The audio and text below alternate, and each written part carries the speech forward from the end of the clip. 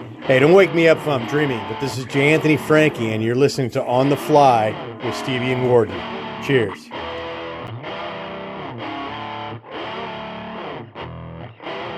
You are listening to On the Fly.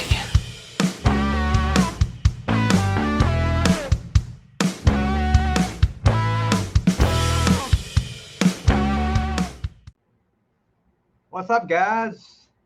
On the Fly is back.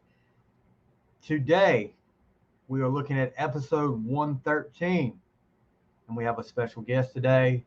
It is Mr. Tod Howarth, who has been on the show before, a while back before we were blessed with high-speed internet, and it was a phone interview, so you actually get to look at his pretty face today. We bring him on because this is what the 35th anniversary of Frehleys Comet's second album, Second Sight. And we go track by track, talk about each song. He gives little stories about each song, and I mean, he really elaborates on some of them, guys, and it's so great. We thank Mr. Howarth for being such a great guest. He is a great guy. He's always, since I approached him on Facebook years ago with a friend request and he accepted, and I would send him messages. This is even before the podcast started. Send him messages, ask him questions about stuff and he would answer. It may take him a while because he's a busy guy, but he would always answer, and he's always so gracious and nice. And we tell a story. We tell a story about Reagan, the late, great John Reagan, about how, he talks about how him and John got in the band, about how John got him in the band. And, John passed away this past year, and it's kind of a strange story. We were actually setting up a podcast for John and Todd to come on together. And matter of fact, I want to say it was a day before Mr. Reagan passed away, that I had texted him about getting a date and him getting it set up. And he was like, let's just do it. And, the next morning I wake up and find out he's passed away. But he has some great stories there too. Some great stories about Ace. Talking about what he's got going on now. There's a book in the works. I can't wait to see when that happens. He talks about his CDs he's put out, the Canvas series CDs, which I have. Talks a little bit about Cheap Trick, his time with Cheap Trick. But he was so gracious, and we got to talk about an hour, a little bit over an hour, but talking about some stuff going on. Record Day. I forget when that happens, because guess what? The closest vinyl store I have nearby is about 45 minutes away. So I don't get to participate in Record Store Day, but they're having a Black Friday Record Store Day. Some of the stuff I think are carryovers from the earlier Record Store Day. But there's one up here that's kind of interesting to me. The Motley Crue Too Young to Fall in Love EP. A box from the Grateful Dead. And I think the Doors to the live LP in Bakersfield was from the first one. I'm not sure. May be wrong on that. But it looks like they're going to have a Black Friday Record Store Day. I think they do this, every year. Eric Carr, Rockology is going to be on that, the Picture Disc Edition. I think that was up there. Goo Goo Dolls, NXS, Grateful Dead, Los Lobos. Okay, I can't remember. Skid Row, B-Side Ourselves, the EP. And then X, Ain't Love Grand. Let's see. This is the first now. Beach Boys Christmas album on LP. Jones Jett and the Blackhearts, Mindsets on EP. LA Guns live in Boston from 1989. Kicks Cool Kids 40th anniversary edition. The Monkees self-titled. I'm a Monkees fan there. Various artists. Punk Goes Christmas. So it's not. I mean, it's a limit. You know, some of these are limited run. Is Eric Carr Rockology on CD. On CD. The Picture Disc edition on CD. Limp Bizkit, Rock I'm Park. This is CDs, and then Amy Mann, Dead Eyes. What was the name? Gosh, what was the name of her band? They sang Voices Carry. Jeez, Stevie. Anyway, forgot what that was. Let's see. Anything else up here? Nothing really up there. But I don't know if you guys heard about Bret Michaels. He's had a cancer scare, and he's crediting Jimmy Buffett for him getting checked out. In a posted Instagram report, the singer shared a picture of a fresh surgery scar just above his right hip. In his accompanying caption, he explained what led to the procedure. Just knowing that I absolutely love the outdoors and the sun, with the recent passing of my friend Jimmy Buffett, I decided it was time for a more recent checkup of something I thought was nothing. Turns out it was something, but thanks to an incredible discovery and biopsy by my doctor, Darren West, and a quick reaction with this procedure on Friday just before the Texas show, I'm here to say that there's not enough words of gratitude for all that doctors do for so many of us, which not only may have saved my life, but surely extended it. So he's not out of the woods. He closed his message by encouraging fans to get checked for skin cancer. To all my friends that love the outdoors and sun as much as I do, all I can say is get checked so we can keep living and rocking the outdoors. You'll never either fight till the fight is out of you. And he's battled this before. But yeah, hopefully everything's going to turn out good. And, you know, if something good can come out of the passing of Jimmy Buffett for what happened to him, then, you know, maybe it'll save somebody else's life. What about the spear? What do you guys think about this? U2 is performing in the spear, and all I can say is it looks like it looks cool. And I saw some of the prices. $700 for cheap seats, for nosebleed seats, and you know I'm not doing $700. 40 years ago, Night Ranger's Midnight Madness, Motors to Success. You know, Sister Christian, that 40 years ago, that everybody remembers Sister Christian. It was all over the radio then. Let's see. I'm gonna tell you guys, I'm not a fan of a lot of new music. Every once in a while, especially pop or you know, some of this stuff that comes out. But I'll tell you this. On my album challenge, with a little encouragement from my daughter, I decided to put Olivia Rodrigo, who is an up-and-coming singer. You know, she's big in the pop world.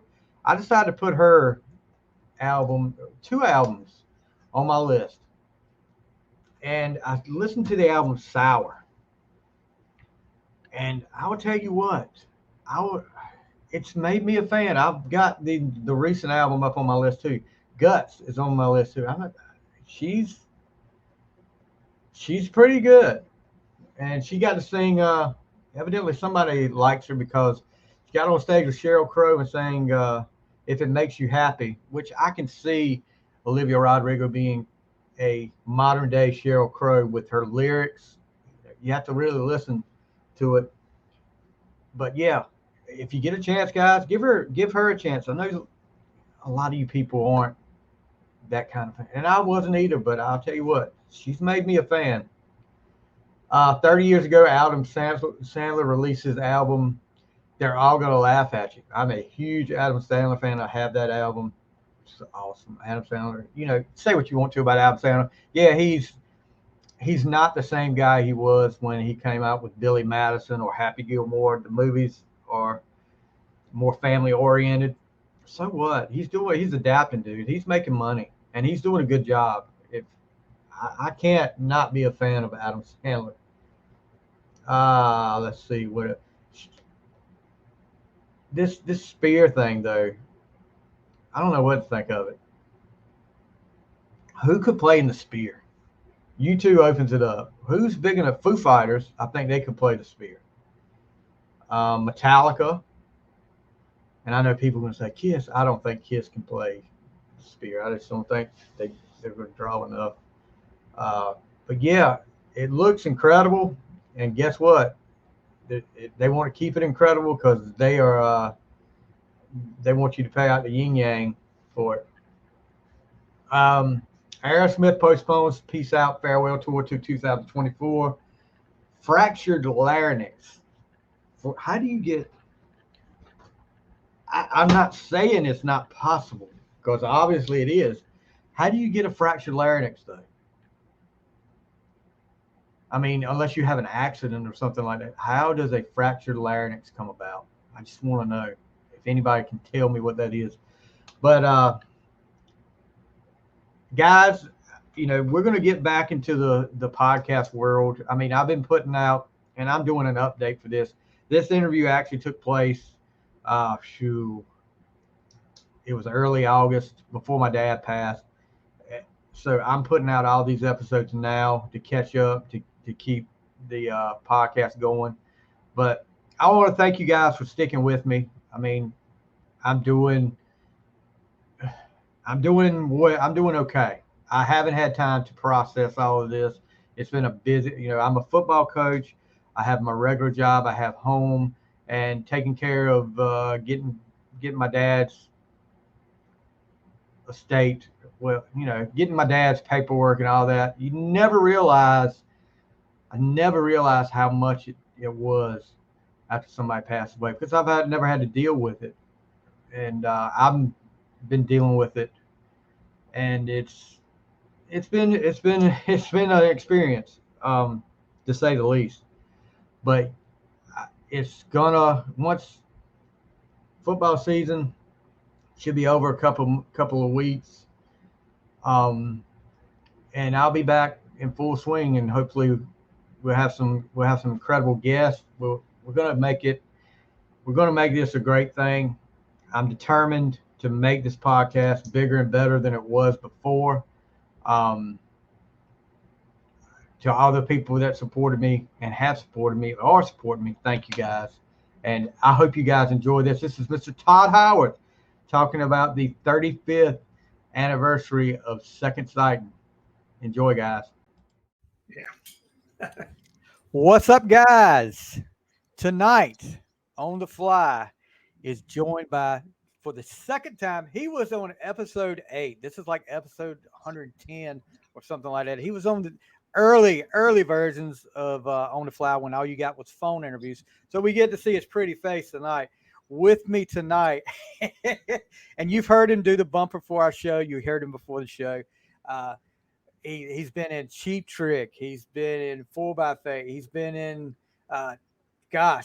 just countless bands up there. But we're going to talk to him tonight about his time with a little band called Frehleys Comet with, of course, Ace Frehley from Kiss. And the 35th anniversary. You see this up here of the second Frehleys Comet album, Second Sight. There he is right there. Check that out. With us tonight, and I've also got his CDs, the Comet Canvas, Heavy Canvas, and Coastal Canvas. I've got to get the other two. I think there's two more after that, right? There's a couple older ones, yes, but you're on the money there, Stevie. Yeah, with us tonight is Mr. Tod Howarth. Mr. Howarth, welcome to the show again. Well, thank you, Stevie. I'm glad to be here. I'm glad to still be kicking around so many years later,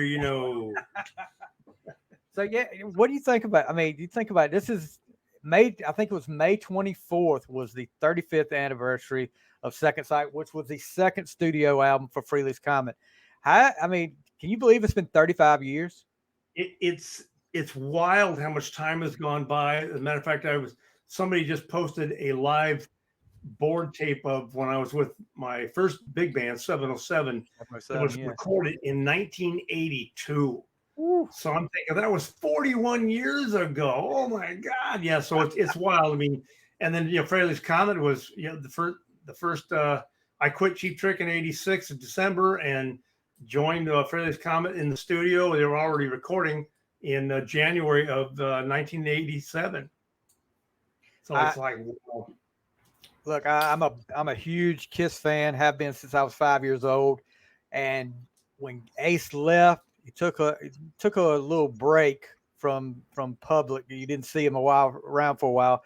But of course, when he comes back out, you see the big guitar ad with him. First time you see him without makeup on, and then you hear he's got a band, Frehleys Comet. And of course, I didn't care what it was back then. You went to a record store, bought the cassette for the self-titled album, and I mean, it was on from there. I didn't know the only ones, you and Mr. Reagan, John Reagan, were in there. I knew Anton Fig because I stayed up a lot and watched David Letterman, and I knew he had played on some of the Kiss stuff. But how did it come about with you getting into Frehleys Comet? Well, I was on tour when I was playing with Cheap Trick the first time, 85 and 86. I think it was in 86, middle of the tour.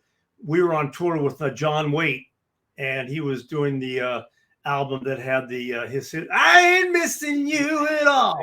That tune. And what a great song. I love that singer. Yeah. And John Regan was playing bass for John Waite. And I used to listen to their sound checks. And I'm a big fan of drums and bass and, heavy backbeat. And I finally, after a couple sound checks during a tour, I just walked up to John after their sound check, said, hey, I'm Tod Howarth. I play keyboards for Cheap Trick. And you guys sound phenomenal. He goes, oh, hey, yeah, I know you are. I see you singing up there and blah, blah, blah. So we started talking and he said, well, so what are you doing when you're not doing this? I said, well, I'm actually more of a guitar player, lead singer, and I'm, songwriter. And he said, oh, really? He said, wow. I said, I'm working on a project right now that might have something like that in mind, or, might have an opening for someone like you. So let's exchange information. So we did. He said he couldn't tell me who it was because it was kind of secret and all that kind of crap, which was understandable. And then about 4 months later or so, he had given me a call. We had talked, and he said, look, the guy I'm working with is Ace Frehley from Kiss. Of course, I knew who he was, but I was never a big Kiss fan. I mean, I appreciated, respected, and admired what they had accomplished. My God. But I was not a Kiss fan, but I knew that, Ace Frehley was the celebrated, guitar hero of the band. So I said, oh, cool. I'd like to hear it and go from there. So they sent me out a tape and I listened to it. And yeah, it wasn't quite the material that I was going for. I wanted to go for more heavy type stuff. But at that time, I was getting kind of tired of playing with Cheap Trick. After 2 years, I just had about enough. So I said, yeah, okay, I did. So on a couple of flights back out on a East Coast show or tour with Cheap Trick, I stopped in to New York and auditioned for Frehleys Comet. And it took two auditions for me to pass. And that's how I got in, because I could write songs and I could play several different instruments. Yeah, you got a couple of songs on the self-titled album that you sang to, because I remember I was like, this isn't Ace singing here. This can't be Ace singing, because I mean, Ace's voice is, I'll put it this way. I'll tell you this. Ace is my favorite member of Kiss. Has been for a long, long time, since I was a kid. But Ace's voice, I mean, how you say it? He's not a singer. It fits certain songs. He's got a definite character for his voice, and that was something that was established when I got into the band. So look, Ace is going to sing some songs, but you're going to need to sing some songs too, because Ace is not really a lead singer, but he wants to sing, and the fans want to hear him sing, as they should, because he's regardless how his voice is. The fans want to hear that style in his voice, because that's really Ace singing. I get that. I got it then. I get it even more now. but it makes so much sense. So yeah, that's fine, because I'm more of a singer than anything else. And but his voice is very indigenous of Ace style vocals, and that the Kiss spin-off stuff. It works. It really does work for him. So yeah, there was definitely a distinctive change when I started singing versus when Ace was singing. Definitely. And people were like, wait a minute, who is this guy? So you guys, it's pretty successful with the self-titled album. You guys go on tour. Let me ask you this. And I can't remember the venue when Gene and Paul came on stage. When you guys that was the Limelight. Limelight. That's it. And what was it kind of?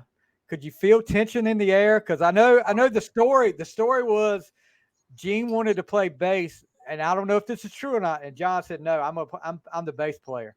That's it. Yeah, that footprint put down a lot of things that would we have to deal with later on in the future. But the thing was that we were rehearsing Frehleys Comet in SIR, New York, in the big soundstage, and Kiss was rehearsing in there too, but they booked, unfortunately, after we already booked, so they had to go to the smaller stage. They weren't too thrilled about that. Oh, wow. And this is all stuff I found out later on. But I kept seeing Gene and Paul stick their head in, and want to know what's going on. And I knew them, of course. I'd known Gene since 1980 when I was with a band in LA, and we auditioned for Diana Ross to open up for her in LA. And Gene was with her then. So that's when I first met Gene. But anyhow, so they were kind of wandering around, and I guess they got to talking. And I think it was probably John that said, hey, you guys, John and Ace, and probably the manager said, you ought to come to the Limelight and jump on stage and play, And so they did. They showed up, and it was pandemonium for a lot of fans, the Kiss fans. I mean, it was great stuff, We had a lot of fun doing that. And yeah, John, John is an incredible bass player. Yeah. And he's definitely earned the right to play his own bass on his own stage. And it's kind of a cantankerous move, but John said, "Yep, I'm playing my bass." I'm sure that went over well with Mr. Simmons. Yeah, he was like, "Okay, I'll remember that." Oh, wow. So yeah, okay, you guys go on tour. Frehleys Comet is becoming a household name, and it's time for a follow-up. So, what was it like? Getting ready for Second Sighting. I mean, I'm sure you're looking at this. You did a lot of the songwriting, and this was pretty much, some people call it a Tod Howarth album. Yeah, I've heard that. Well, what had happened is the way the record companies worked back then was they put money out, and you'd record a record, and hopefully you could recoup and make a lot of money, sell millions. And then you started to make a lot of money because money's coming in for royalties. Well, sometimes record companies really don't want to pay the artist right off the bat, especially if they're doing okay. And so they immediately put them back in the debt again. So we did a live album. We did a live plus one. And that was, we had Bill Ward doing the tour, and he and John were bumping heads, and John, said you're out, and got Jamie Aldaker in. Yeah. But before he got Jamie Aldaker in, Anton Fig was on vacation for a couple of weeks from David Letterman's show. And we said, hey, why don't you come out and do a couple of weeks with us? We'll record a live EP. And so that's what we did there, which turned out to be a lot of fun. A lot of disheveled recordings, but there was a lot of energy. It was a lot of fun. Got that done. And then shortly after that, we were like, okay, now let's do the second studio album. And I thought it was kind of rushed as well. I thought we had legs on the first album, but like I said, there was a cross collateralization of funds for the record company, and I really didn't pay much attention to that because I was really low man. I was down here on the totem pole. I was up here in the decision making. I was just the blonde guy that sang and played some guitar and piano.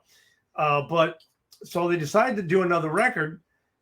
And so we slated the time for studio, got in there, and Ace really didn't have a lot of songs ready. And, and he wasn't ready to go in there and start writing and recording a lot of tunes. Well, I was, because I was always writing songs. I wrote songs when I was home. I wrote songs on the bus. I dragged my studio out in the tour bus. It was a big, cumbersome 8-track reel to reel, and that's another nightmare. But I record some stuff, and then I had songs ready, and so I was writing so many tunes, and then I wanted to write stuff that was collaborative, that would work with Paul, Ace and me singing together. And right. I really wanted to, and I got a couple in there. And, Loser in the Fight was fun. It wasn't really what I had in mind for us together, because I wanted to go a little heavier, but it was never to be. But Ace couldn't, and then Ace got sick. He had nasty bronchitis throughout the whole recording session, and he was barely there half the time. So we got I put up my songs. I got about, I guess, 6 songs or 5 or 6 songs on there, and Ace had a couple tunes, and we got it done. But I was just serving up songs to get the damn thing done so we could go out on tour with Iron Maiden. Yeah, I remember that tour. So is there any songs out there that didn't make the album that you think should have made the album? No, I don't. I don't think so. I don't. I mean, if there were, it was probably in Ace's demos. And actually, Ace had a couple of demo tunes that are pretty damn cool. We probably could have redone, but I think they were focusing on newer, fresh stuff, material, and unfortunately, because I contributed so much trying to save our ass, people started to think, oh, it's a Tod Howarth CD or Tod's Comet. And there's no way I'm competing with Ace Frehley. I mean, I knew where my place was. I played with, Cheap Trick, Ted Nugent, and now Ace Frehley. I knew where I stood. There was no way that I was going, oh, yeah, it's my band now. No, it's not. It's Tod's Comet. Yeah, it's ridiculous. I just wanted to make it fly, and I wanted to make sure that, we could have fun with the band, have some longevity. Of course, I remember, just like with the self-titled, when Second Sight came out, head to the record store. And for you kids that don't know what that means, you actually have to go to a record store and pick up the stuff. It's great that you got it it's great that you got it. I love the fact that I can pull it up anytime I want to, but there's something I really miss about being able to go to the record store and get Second Sight or something. Get the physical record right there. That's the way to go. Read the liner notes. I'm the same. I'm the same way with books. I read. I haven't been able to read a lot lately, but when I was touring, I read books, extensively on the plane, in the tour buses, backstage, and I like a hardback copy. I don't want a digital book. I want the actual book so I can read it, and I put it this is my old studio I'm in right now. And my kids, as they grew up and left high school, they ended up living here when they went to college. But this whole half the studio here was nothing but a bookshelves with all my books on it. So when it comes to physical thing, I want a physical thing to look at, like a CD. That's why I loved the CDs you did, because you go in and look at, this is a comic autograph by Mr. Howarth. It's got the lyrics to it, and then you've got liner notes at the end, thanking different people, thanking Ace Frehley, Anton Fig, Richie Scarlett, late great Jamie Aldiker, John Reagan. Just great. This is why I like this stuff. It's important. It's important stuff. My son, who's an amazing artist, I told him the concept I wanted to have for the front albums, and then he said, "Yeah, they should all blend together." So that's a great idea. And so we came up with the idea of the art canvas, because he's an artist, art canvases. So if you take all the covers out, and each one of these, they fit alongside each other. I'm not even sure if I'm doing it right. I hadn't even think. Yeah, okay. They fit. And matter of fact, I think that's exactly it. They fit all together if you put them together. Wow. And I didn't notice that. See, I've got to do the other two to make it right, man. But we can talk more about that later. But my wife took the pictures. And then my son did the developing of the concept, and I did all the liner notes and all the typing and everything. So if there's any mistakes, it's my fault. But getting that hard copy, because I used to read the liner notes. That was one of the things I loved to do. When I opened a cassette or a CD and it didn't have many liner notes or anything, I was kind of disappointed. But what can you do? But that was so important to me back in the day. Right. It is, because you're like physically touching a little part of what somebody put out. That's and you never knew what kind of comments were going to be in there either. So you really, like Motley Crue had some messed up comments on some of their stuff. No, like, I can imagine that. And plus, you get the lyrics. You can find out what the lyrics are for real. Oh yeah, because some of these websites that had the lyrics, because I grew up looking at the lyrics that came out of the CDs, and some of these websites that you look up lyrics have them totally screwed up.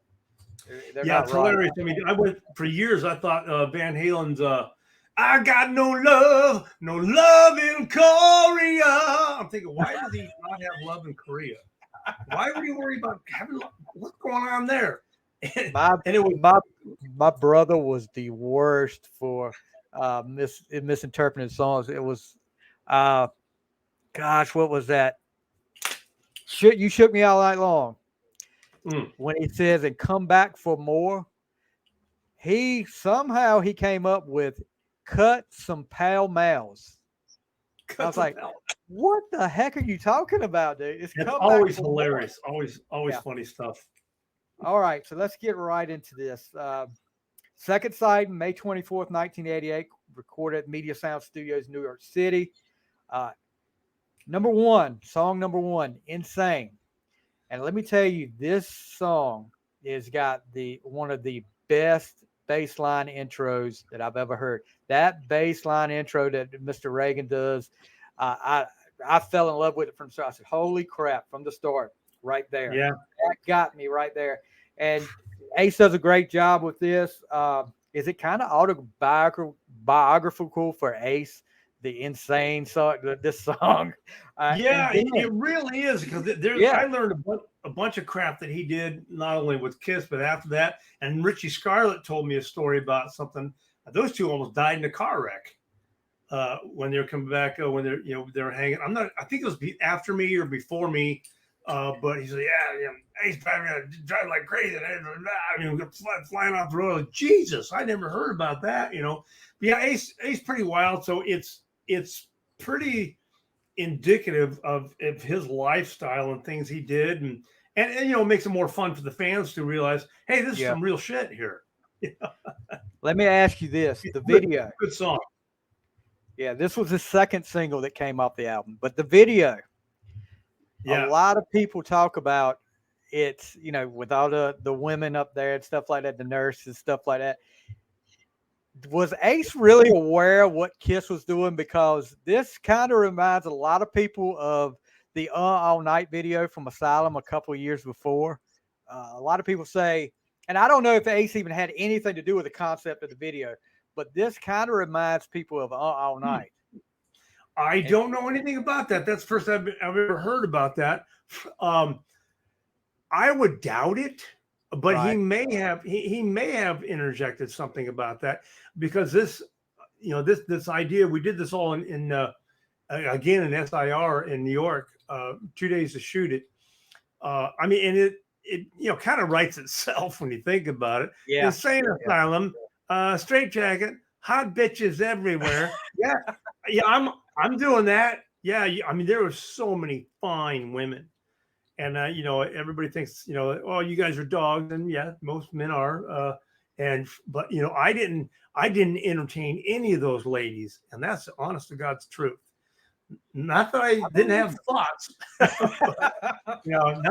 It was quite the video shoot. Yeah. Yeah, it was something that's gone around a lot of the Kiss podcast world about, Insane kind of reminds you of All Night. It's a little different, but it's similar. If you go back and watch both of them, you'll see it's a little similar. I'm gonna have to look that up, because I've never seen that. Check it out when you get a chance. But Insane, like the late great John Reagan, with such a great intro. That I'm telling you, that is on my workout playlist right there. And when he played that live in the studio, it had so much more attack and growl. I don't know. Every time we mixed stuff, all of a sudden his bass got a little muted and didn't have that fighting top. I mean, he could play like it just like, wow, I love that bass. So I emulate his bass sounds on the Yes, three you do. solo CDs. I'm playing bass on, especially on the heavy stuff. I'm playing John Regan style. You know, it's just, and he told me how he does it and his little tricks to it. And it's like, holy shit, that's the best sound ever. I mean, so yeah, John he was solid to hear him and Anton and Jamie play in the studio in just like a 3-piece, like when we recorded It's Over Now. Holy crap, that was huge, just huge. Yeah. So song number 2 is Tod Howarth's song, Time Ain't Running Out. It's pretty much, yeah. and this, I guess I'm taking, this is about a relationship going south. You've had enough. You just like, I'm through. Yeah, as a matter of fact, it's about a girlfriend I had in San Francisco, and 707 had broken up. I had nowhere to live. I was living with her. I was broke, and things weren't going so well in the relationship. So, and certain things happened. I thought, I'm out of here. I'm going to leave, and I went back down to San Diego, and then I ended up playing with Ted Nugent like months later. So the song's about her. Her name's Carolyn, and we're Facebook friends now, of course. Okay, I was getting ready to tell you. I hope y'all are friends because you just called her out. Yeah, but she knows, and she was a singer, and I had helped her do some demos for her way back when. And then she went in and ended up marrying the lead singer from Pablo Cruz for a while. Oh wow! And then she went out and sang backup for Jefferson Starship, and there's more stories about that. But yeah, she was a very beautiful woman and talented, and it never worked out. But that song's about her. Yeah, Pablo Cruz, and Pablo Cruz is still around. I have no idea. Yes, because I remember Pablo Cruz, but I was like, I will refresh my memory on. Maybe I'll have to go back. What you gonna do when she says goodbye? What you gonna do when she is gone? They're gone. I forget the lyrics, something like that. There you go. So yeah, but Time Ain't Running Out. Great song. And the first of the Tod Howarth songs up here. Then we go to number 3, Dancing with Danger, and this is it's a lot of questions. This was some people say it's like a cover of a band called Street Heart, and then they say that Ace and of all people, Slaughter and Vinnie Vincent Invasion bass player Dana Strum worked some lyrics into it. Do you know anything about that? I don't. I'd have to read the credits on it, but I know it wasn't an Ace song. I do know that when I recorded a project for Shock Records back in 96, 97, and I redid Dancing with Danger, and I played everything myself, except the drums.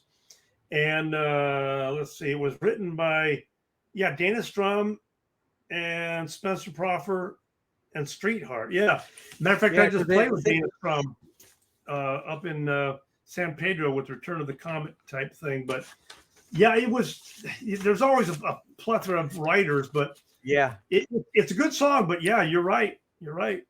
It says Dance with Danger is a cover version of a song recorded by the Canadian band Street Heart, which had featured future Loverboy members Paul Dean and Matt Fournette. Although the songwriting credits list Ace Frehley and Dana Strum, the music and lyrics are very similar to the original version. So I would not be surprised. This is okay song for me. It's not my favorite off the album. It's probably would be in the lower half of if I ranked it. And I've got my top 3, and I'm going to share my top 3 with you. Cool. Get through. Hope I'm in there. As many times as me and you have talked about this next song, you're in that top 3 because the next song is probably it's definitely in my top 5 favorite songs of all time. People out there, you can crap on me for it if you want to, but from the first time I heard this song, I was like, and this was, look, I'm a sucker for the ballads, no doubt about it. I'll admit that I've got a mushy heart, I guess, but it's over You're now. Romantic. Yes, it's over now. Like I said, one of my all-time favorites.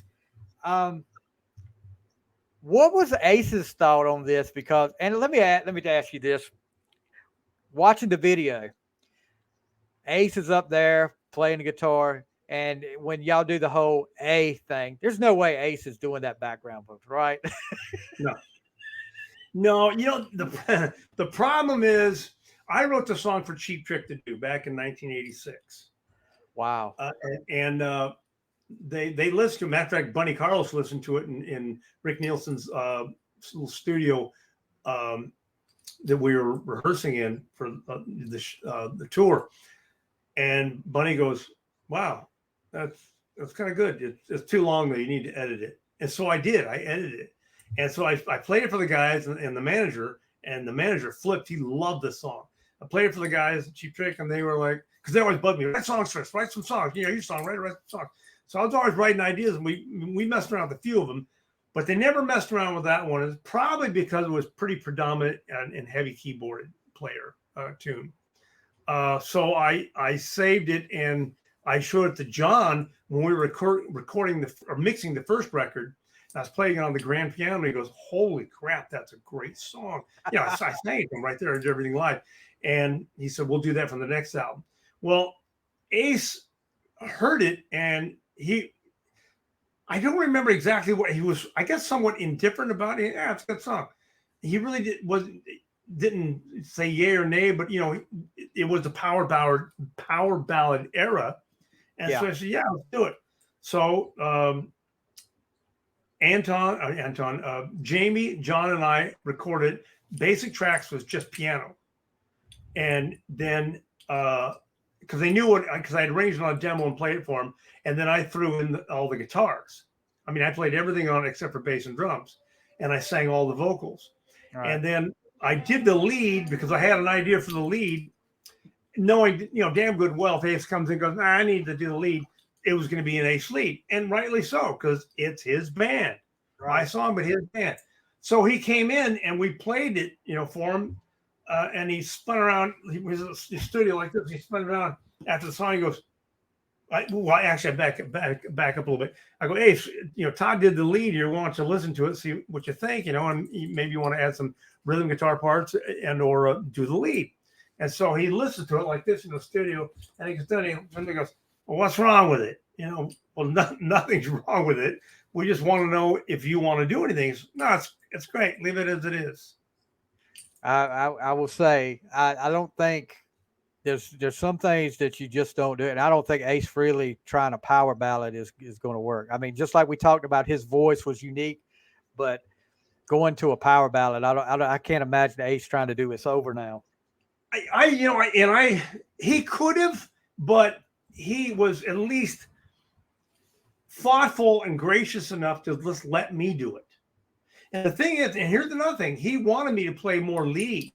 I mean, you know, because Richie Scarlett's phenomenal guitar player, right. Great lead player, and he writes some great songs. His singing, you know, that's Richie Scarlett's singing. It's his style. I'm not going to bag on that. But Ace wanted me to play some lead, but I was just a diametrically opposed lead player because I'm all melody and, you know, a little bit of, you know, tap and that kind of thing. But so in his mind, he probably thought, well, good, he's finally playing some lead. I don't have to play everything. But I just took it as a consideration from Ace that I was forever grateful for, for him to let me play my lead on my song. Yeah, and the intro to that is freaking awesome. The way it starts with dun, dun, dun, dun, dun, and then oh, thank you. Yeah, and that's the way I had written it for Cheap Trick. Yeah. You know? Evidently somebody thought something of it, because this was the first single that came out. Usually back in the day with like the 80s rock bands, you didn't see a power ballad as the first single coming out. You had an upbeat song that came out as this actually was the first single. This, yeah. It's Over Now was a third single. Oh, it was a third? Because it's got us. Okay, maybe they've got it wrong up here, because they're saying this was the first single. I will say the first single was Insane. Right. And then I believe it may have been, yeah, it was the second one. It's Over Now, I believe, was the second one. And then Fallen Angel was slated almost to be a third one. But the problem was, and I'm probably jumping ahead here, the label didn't want too many songs of me singing. They wanted Ace singing and doing stuff because it was Ace bands. Now I get it, I get it, but I got it then, but I think the conflict kind of killed us. I think. Yeah. I mean, a good song is a good song. Ace was strong enough as a guitar player. He didn't need to have to sing lead. Now, and at one point they were thinking about having Ace redo the lead on It's Over Now and release it as a secondary single again. And we thought, well, that's the horse is out of the barn. You've already released it. It was a struggle, and again, I was not privy to a lot of the decisions, and therefore oblivious to some of the banter behind the scenes. So and John's not here to correct me, so I don't know where I'm wrong. So how fun was it making the video? They wanted to use It's Over Now. Yeah, it was a concept. It was done on the fly because we were going to London, England, to do the live concert and film the whole show and then film 3 singles for it. Very busy few days.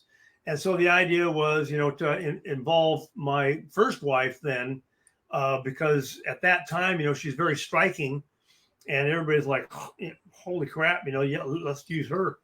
And so they did, and it was fun. There was I was doing a little bit of battle with my first wife at that point in time because there was a lot of issues that we don't need to go into. Right. I got you. That type of thing. But it was fun doing the video. I mean, I always loved doing the videos. It was just a lot of fun for me, Because and the thing you talk about with Fallen Angel, they didn't want to put out too much with Ace, but you were the focal point of that video. It's Over Now. I mean, this was not Ace is in it, but you were the focal point of that video. And I was like, well, this guy can do it. I mean, but did they have a problem? Did that make a problem there? I think it did because they didn't put a lot of money behind it. Right. Had we been smart, we would have probably done 2 different leads, and maybe Ace should have done the lead for him. I could have produced him to do a melodic lead. Of course, Ace is going to play what Ace is going to play. Nobody's going to tell him what to play. I mean, we tried to help him guide in his style, and he could have done something very well for it, I'm sure. That probably could have saved the band and the song for the commercial success of it. Right. But it never happened. It definitely doesn't get enough credit. I mean, I didn't throw a foot, fit and put my foot down. No, it's got to be my side, me. I never did that. It was Ace's decision. Leave it. Let's move on to the next thing. Yeah. So, and he probably felt he had enough power and contribution in other songs to go, mucking up It's Over Now. Yeah. So, like I said, one of my all-time favorite songs. It's definitely in my top 5. Definitely beautiful song. And a friend of mine, Sonny Pooney, I don't know if you remember him or not. He's interviewed you before. Yeah. He was talking about, how much he loved that song. And so I had to make sure I mentioned him tonight. Fantastic. Number 5, Loser in a Fight. This is Loser in a Fight. Yes, you wrong. Yeah. Definitely. You and Ace trading vocals. And look, with Kiss, I love it when Gene and Paul trade vocals back and forth. And this one was one, I can't give away, but it might be in that top 3. So, Loser in a Fight. What was it like with recording that with you and Ace back and forth? How did that go? That was fun because I said, look, I'm going to sing this and then you can sing this. And I was helping produce and helping kind of shape his singing style because his style was, rough around the edges as far as I was concerned. But again, it worked for his style, but trying to make it work together. Let's do this, let's do that. And I was thinking the whole time we were recording and doing this song, I can't wait to write more stuff that'll be more suiting and heavier for Ace and me to go back and forth on. And then even some guitar stuff. So I had high hopes for the next album, even while we were recording this one. But it was fun, and I think Ace enjoyed it as well. And then we never got to play that live. I don't think we did. Yeah, we're going to do that, and it's over now in the second part of the tour with Iron Maiden, but we never got a chance to work it up. But yeah, it was fun. It really was fun. The thing is the song started out, it's supposed to really have a heavy groove, and at the end of the song, we were like galloping. Jamie Aldrich, we just kind of sped up. And I said, let's speed it up, I said, that should be okay. Okay, because I'm used to playing with a metronome, Right. 70 beats per minute. I don't want to hear 72 at the end, that type of thing. Speaking of the tour, you guys with Iron Maiden, what was the reception like for you guys playing with Iron Maiden, with that Iron Maiden crowd? It was pretty good. It was actually far better than when 707 was playing for Judas Priest. That really didn't go over that well, A lot of shit was thrown at me, or at us. I mean, dodgy stuff, all the time. But we did well. I think they accepted us, because of Ace and Kiss, the connection there. So we did all right. Iron Maiden, of course, far different creature from what we are, but the audience was kind, I would say. Right. Because I've heard some horror stories. I think back in the day when Poco opened for Kiss, Poco with Vince Gill, the country singer, and they're opening up for Kiss, and Vince Gill said that there was some things said to him that he could never repeat. He thought he had never heard before. So yeah. But that was a little different. Poco opening up for Kiss. I can't believe that. That was too wide of a demographic there to stretch for. So number 6, Juvenile Delinquent. The intro is good. The rhythm's good. It's another Ace song. What was it like with Juvenile Delinquent? I like the song. The song, it's got a nice pulsing groove to it. But I got to tell you a story. John Regan and I were in the studio, and we hadn't heard Ace sing it. We just saw the lyrics. And so we're both going, how's this going to work? What? Don't let. Okay, that's the chorus part right there. Okay, John, Scott Mabucci was our engineer, co-producer. So that's the chorus. And what is it going to say? Don't let them call you a juvenile delinquent. Don't let them say you're insane. God, I hope that's not the melody. That's what we were laughing about.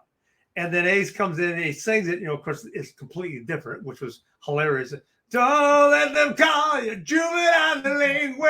And I'm doing the high harmonies and thought, and then we thought, okay, good, it's saved, because I could imagine saying, don't let them call you a juvenile delinquent. Don't let them say you're insane. It's like, oh God, I don't want to have to sing backups to that. Yeah, it turned out to be a pretty good song. It was a fun song. Yeah. The chorus is good. The chorus ended up really good. That's probably my favorite part of it. So then we move on to number 7, Fallen Angel. Another Fallen Angel. Fallen Angel. That is my favorite part right there. I'm glad you did that. But yeah, and you say this was slated to be single number 3, but they didn't want to put it out because they didn't want. I'm not sure if it was slated to be. It was videotaped and put in the can just in case. And there's a bootleg video of it going around. Really? I've got it. Yeah, it's a. Yeah, I know you've been up. I've seen you fly. Yeah. Sometimes I wish that you would fall down. Yeah. Now you got my curiosity up. I'm curious. Can you share? You say it was videotaped. What was the concept of the video? It was just a live. If you can share it. Oh, it's a live performance video. Okay. Just a live performance of us lip syncing. Oh, I see it right here. Yeah. Yeah, I see it right here. Now I've got to go back and watch. I've never seen that. I didn't know that. So I'm going to have to check it. Yeah. Got to check this out. Yeah, Ace Frehley unreleased Fallen Angel video. Okay. I found it. Separate, number 8.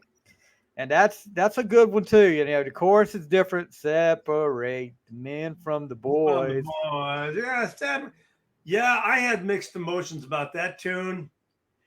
There was a lot of jokes that went around about it. The message is obvious, but of course, if you're of a comedic type guy, you would say, I know I'm going to take the song and turn it around a little bit and mess with it a bit. I was indifferent about it. I thought we could have probably done something different on there, but again, there was Ace Frehley, John Regan, Anton Fig, and then Jamie Oldacre, and I'm way down there. Hey, I got an idea. Shut up. Okay. See that bothers me there. That bothers me. Oh, I think you got a brilliant mind. That's obvious, and should have give you more credit or more opportunity. It just is. It is what it was. Yeah, it is what it is. New Kind of Lover, another Tod song. Fun song, yeah. Yeah. That was written for a movie. Really? Yeah. There was a movie coming out with, I believe it was with David Duchovny and somebody else. It was kind of like an alien ghost movie or something like that. And they gave us the idea of what they wanted. And, because it was kind of ghosty, everybody looks at me like, okay, well, you write it. Okay, I will. So I did, She's made of shadows that live at night. I dream of things that no one would dare. I think that's the lyric. And then it went into the chorus. But it was so much fun to play, Right. Now, and how many of these songs did you guys get to play live? Because the set list, I looked at Set List FM, and there was a couple up there, I think, that It's Over Now never got performed live. No, not by Frehleys, not the original Comet. We never did. I'm not even sure if we did New Kind of Lover at all. We didn't do. We may have done Separate. We did Fallen Angel, of course. God, I don't remember. I'm looking at Set List FM. Juvenile Delinquents up there. Yeah. This is from the Spectrum in Philadelphia, July 22nd, 1988. Leading off with Shock Me. You remember the leading off with Shock Me? Yeah. Oh yeah. That's kind of crazy. Yeah, sometimes we do Shock. We do like a Kiss thing, and then we throw in our stuff. And it was kind of fun. I mean, we had fun with it. Right. Time Ain't Running Out's up here. Yeah, Time Ain't Running Out, and we never did Dance with Insane. Danger. Never did It's Over Now. Never did Lose in a Fight. We did Juvenile. Might have done Fallen Angel. I don't remember. Maybe not. Insane's up here. Yeah. Yeah. Then we had the first album, and then some Kiss songs. So for probably 12 or 13 songs tops at that time. Yeah. I think. So that's last song. The Acorn is Spinning. Yeah, the Acorn is spinning. I gotta ask you this. I was told to ask this question, and that was already on my list. Right. Did Ace feel like he had to do an instrumental on every album? I think that was conducive or in continuity with his other stuff. Yes. I had thought, I wasn't into it. I thought we should do another song. Let's just do a song, And this became an instrumental or fun type instrumental based on something a guy said to Ace once. I think that's how it worked out. I always remember the Acorn is spinning, and they never really knew what the hell that meant. But Ace, he found funny things about it. He's got a boxing reference in it where he talks in the song. He talks about the boxer is called the Acorn, and he's like, the Acorn is spinning. He's gone down. This is the third time. Oh yeah. And then he starts counting. He goes 8, 9, 10. The Acorn is done, and I'm like, okay, what kind of boxer is calling himself the Acorn anyway? I mean, who knows? It may have been his haircut. We did the Brooklyn voice in there. I'm doing that. You did it. That's you. Yeah, it was me doing and also not on this record, but on the other record, on the first record, the song Dolls, there's a yodel in the middle part. I'm doing yodeling. You can barely hear it. While I I've mean, got you on that, what did you think of that song? Dolls. Yeah, I thought we could have done something different. definitely. I was like, why? Not my record. First record. I was even lower on the totem pole. I would have liked to have a heavy rock song. That was Ace deal. If I wrote a song about dolls, it'd be really dark and deadly about the dolls. Yeah, They come demonic to life at dolls. night and kill you. That's a doll song to me. I love my dolls. We're recording and I'm singing the backgrounds, and it comes up to the middle part there, and I go, and I start just goofing off. I've got to get back and listen at that now. I'm watching the control booth, and Ace, his head rocks back in the chair, and they're all dying laughing. And so they left it in there. They just mixed it way down. I've got to get back and listen to that now because I've never heard the yodeling. Yeah. After here, because isn't that Monique singing with him at the end? Yeah, it's Monique. It's Eddie Kramer's daughter, and I think one of Monique's friends back then. Okay. I don't remember if I was there when they did that or not. I think I was gone for that. So that's the 10 tracks from Second Sighting. And if I'm having to rank my top 3, number 3 is Fallen Angel. And Nice. I'm not blowing smoke up. Number 2 is Loser in the Fight. Cool. And then number 1 by a ton of miles, It's Over Now. So that's my top 3 there. I am honored. After you guys do the tour, and you talked about you had plans for like heavier songs to write about that you and Ace would sing. What happened? I mean, I've heard the stories. They just dropped Frehleys Comet and wanted it to be Ace Frehley.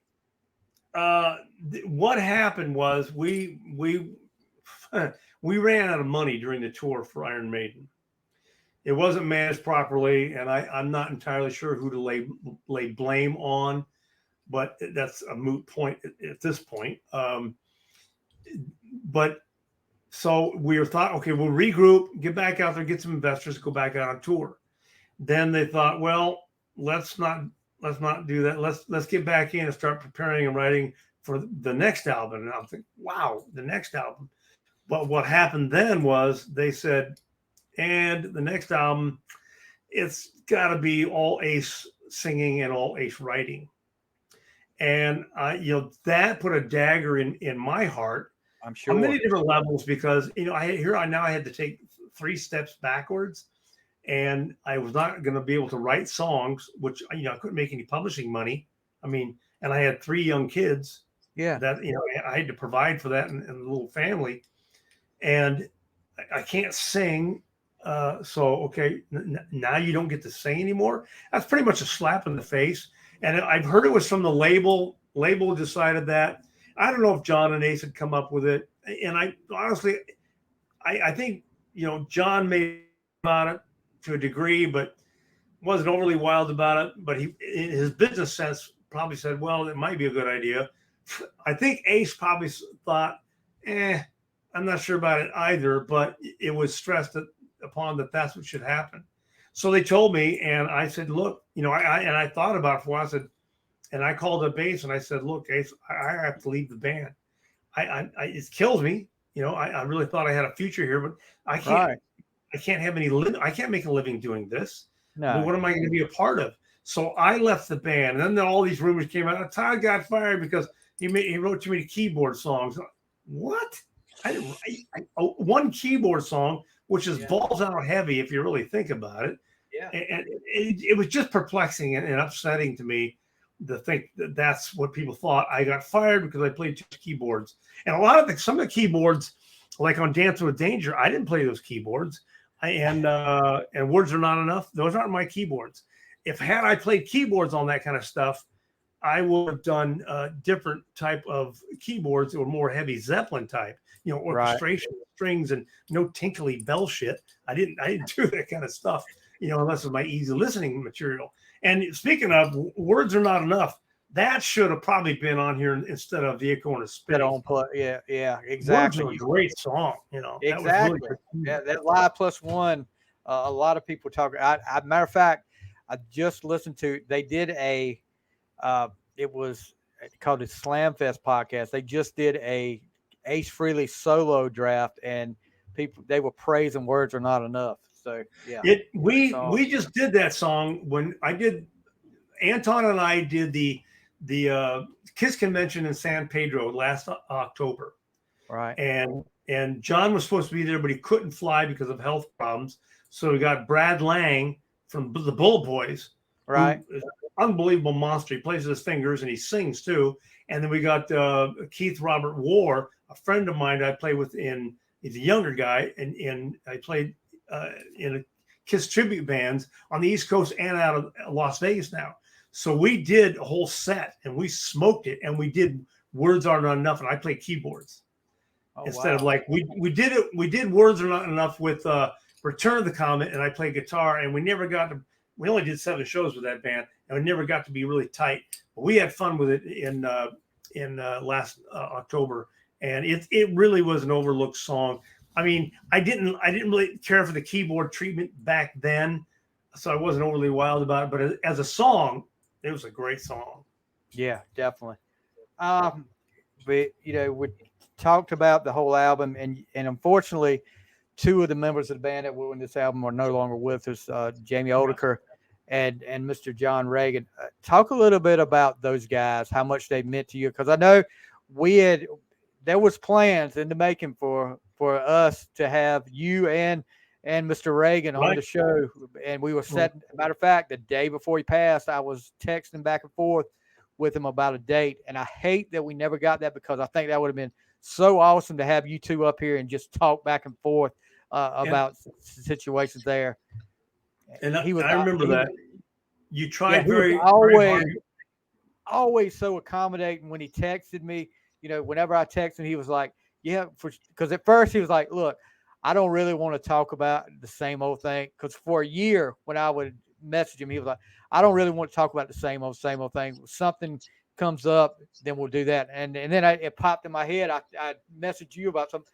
I said, and I sent him a text. I said, what if I got Mr. Howarth on here and you and him got together? And he was like, the first words that came out on the text was, bingo, you got it. He said, make it happen.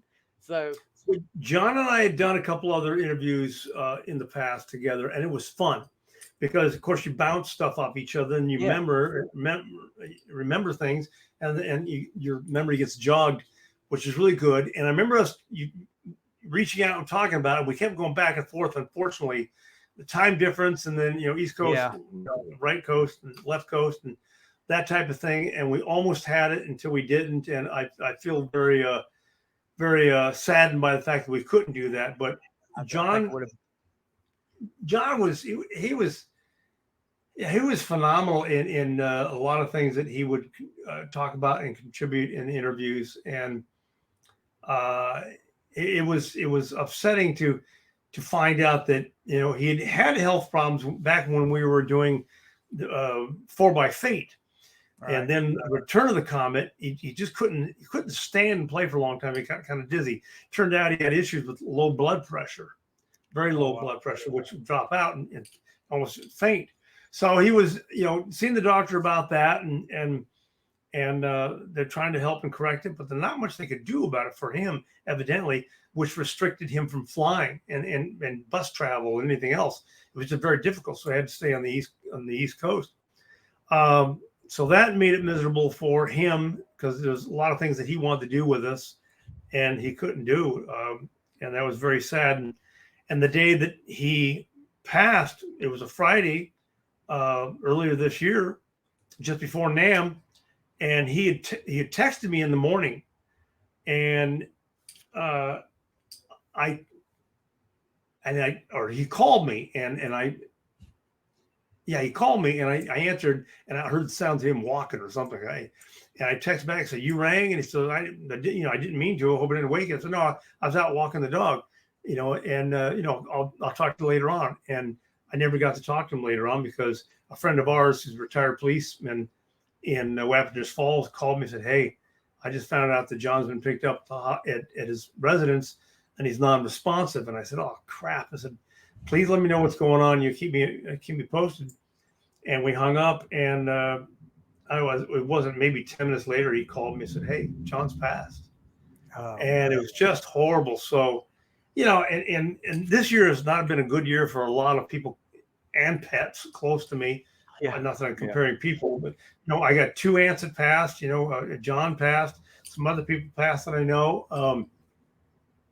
And so it was very difficult. I called everybody. I never talked to Ace, but Ace was spoken to, and Ace fortunately showed up in the funeral services for him in New York, and I couldn't. Peter Frampton showed up, and unfortunately, I was in Nam with a few other business guys. We all should have been there because we're very close to John. But we're going to do something for him in the future here. It hasn't been panned out yet, but I spoke to everybody that day, and I talked to Steve Budgie Warner from Return of the Comet, and I spoke to Richie Scarlett, and I spoke to Danny Stanton, and a plethora of other people, and it was just very upsetting that he passed. Yeah, I like I said, I just knew him through text, but he and it's hard to tell a tone in a text. But it always seemed like, Mr. Reagan was such a nice guy. He was very genuine. If you made a good friend with him, he'd stay friends for life. If you crossed him, then you were crossed for life. But, he was Italian, old world Italian. But he had a great sense of humor. We laughed about a lot of stuff. I mean, like the vocal things, juvenile delinquent. We had some other things. Instead of rock soldiers, sometimes we'd sing something else besides rock. Which we laughed on stage. Huh? Rock. And that was male genitalia soldiers, but it wasn't male genitalia. Yeah, I can imagine. As soon as you said that, I said that's got to be what it is. And the Ace would sometimes hear it and he'd look over and start laughing too. We're just having fun because we're there to have fun on stage. But he had a great sense of humor, and he was the reason I was in the Comet, and forever grateful for what he did. Yeah, definitely, and he's sorely missed. Yes, we've got a segment on the show. We didn't do this last time with you. We got a segment on the show I like to call the 2-minute drill, and this is just some quick hitting questions that no right or wrong answers, but it's just quick hitting questions that we'll see how you do here. All right, you ready?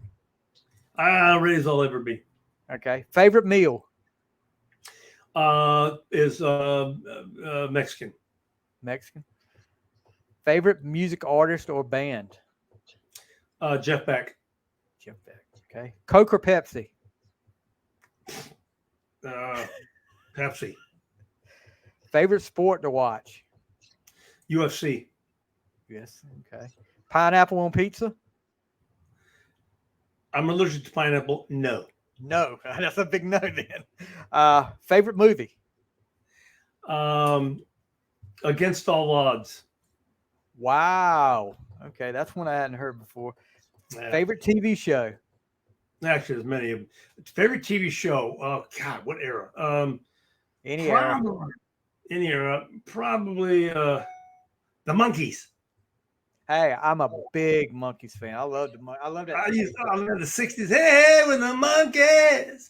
I didn't discover it till the big 80s revival of the Monkees. And you come home from school, and all of a sudden in syndication they're showing the Monkees. I was like, what the heck is this? And then I started watching. I was like, wow, these guys are pretty good. Yeah, I'm a big Monkees fan. Yeah. First concert you went to? Neil Young. First album you bought? With my own money was T-Rex, Mark Bolan. I got you. If you could go back to any kind of like famous music event, what would it be? Like a concert or anything like that? I saw Van Halen when they first came here.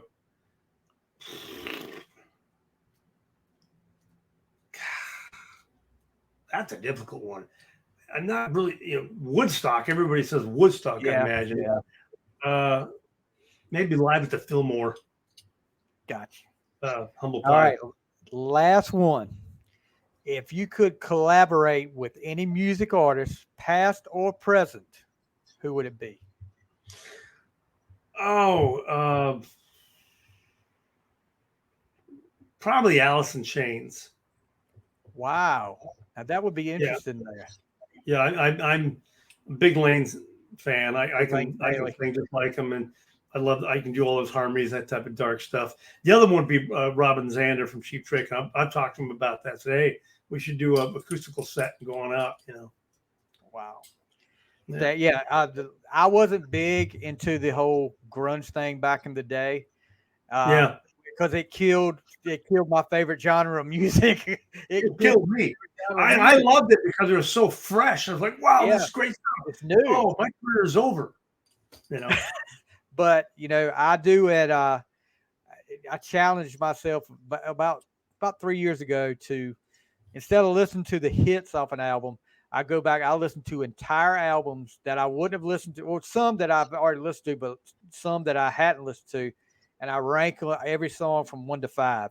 And Alice in Chains, I'd heard the hits from Alice in Chains, but some of the other songs, you're right. The harmonies that they have, and Wicked. God, it's just insane. I'm the man in the box. Of course, everybody reading my shit. Great stuff. Just a shame that Lane's not with us anymore either, because no telling what he could have done. Tod Howarth. What has Tod Howarth got coming in the future? What's he got going on now? Well, I am finishing up my autobiography right now, and I got to get on it because I started about 5 years ago, and then I'm going to do an audio book of it. And of course, you've got the Comet canvas out there. There's 3 CDs. The heavy Comet canvas, and then after that one is you got them right there. Is the heavy canvas, the Comet canvas, of which I've got in wrong order, right like that, and then after that we got the coastal canvas. Now this took 5 years to. There we go. 5 years to put together. Not 5 years. The book is 5 years together. Yeah. This took a few years to put together because I started recording some of the songs just before I joined or formed 4x8. And then we went on to Return of the Comet. So I spent a lot of time writing and recording and playing all the instruments and doing all the vocals on about 29, 30 songs on all 3 of those CDs. And they're now released through my Shopify website on todhowarth.biz. And I'm almost not quite sold out of the first pressing, and I'm not doing a second pressing. I'm not Taylor Swift, so we're not going there. So I'm just gonna sell this out, and that'll be over with. But I'm looking forward to doing a new band later this year, maybe early next year. I'm not sure yet, but I got to finish my autobiography, and then I'm going to record an audio book of it because I have the studio. Why not? So I'll do an audio of that, and it's almost done. I've got to edit the book, and it's going to take a while to do that because I've got a lot of stuff. I'm collecting some photos. I've done some live broadcasts and asked for some photos of me.